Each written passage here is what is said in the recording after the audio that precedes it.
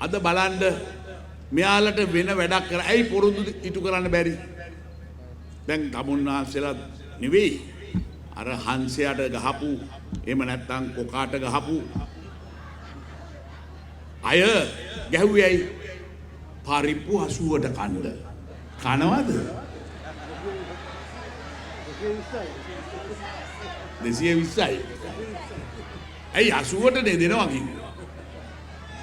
එතනින් නැවතෙන්නේ නැහැ. කිව්වනේ අර හාල් මැස්සොත් අපි දෙනවානේ ඇඟට ගුණයි පෝෂණය වැඩි කැල්සියම් තියෙනවා. ඒකින්ද අපි ඒක කිලෝ එක 100ට දෙනවායි කිව්වා. කොහමද 100ටද කන්නේ? ග්‍රෑම් 100යි. මේක තමයි වැඩි. මේම පොරොන්දු රාශියක් දුන්නා. ජීවන වියදම අඩු කරනවා කියලා. නමුත් අපි අනාගතයට සාතිකයක් ඔබට දීලා තියෙනවා. මේ සාතික ඔබට 2005 මම දුන්න සාතිකය වගේ තමයි. රට දෙකට කඩන එක නාන්තලා ත්‍රස්තවාදයේ පරාජය කරනවායි කිව්වා. ඒක මම අවුරුදු 3මාරක් ගන්න ඉස්සෙල්ලා ඉටු කරා.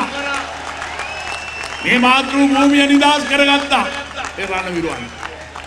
ඒ වගේ තමයි මේ පොරොන්දුවත් අපි තමුන්නාන්සලාට දෙන.